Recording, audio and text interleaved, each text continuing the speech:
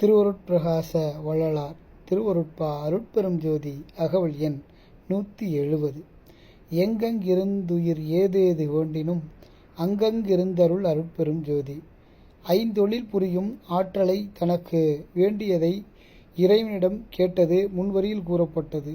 தான் பெற்ற பேறு இவ்வுலகம் பெறுதல் வேண்டும் என்ற பரந்த மனமுடைய நம் பெருமானார் எல்லா உயிர்களுக்கும் வேண்டுவதை இந்த வரியில் உணர்த்துகிறார். நான் திருப்பதிக்கு போனால் என் வறுமை நீங்கிவிட்டது. நான் 3 முறை சபரிமலைக்கு போனால் என்னுடைய நோய் நீங்கிவிட்டது. நான் திருநள்ளாறு போய் வந்தால் என்னுடைய பிடித்திருந்த சனி விலகிவிட்டது. நான் திருமணஞ்சேரி போய் வந்தேன், என் மகளுக்கு திருமணம் ஆகிவிட்டது. இப்படியெல்லாம் மக்கள் பேசுவதை நாம் அறிவோம். இவைகள் உண்மைதானா?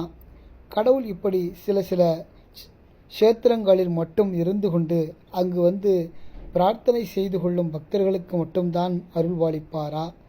இதுவரை வந்த அருளாளர்கள் அங்கிங்கனாதபடி எங்கும் நிறைந்தவன் இறைவன் என்றெல்லாம் கூறுகிறார்களே, அது உண்மையல்லவா? எல்லா உயிர்களுள்ளும் இறைவன் இருக்கின்றான். எல்லா உயிர்களும் அவனுள் இருக்கின்றன. எடுத்துக்காட்டு ஆதாரம் உயிருள் யாம் எம்முள் உயிர் இவை உணர்ந்தே உயிர் நலம் பரவுக என்று உரைத்தமை சிவமே என்று அகவல் வரியில் குறிப்பிடுகிறார். 97வது வரியில் எல்லா உயிர்களும் இறைவனும்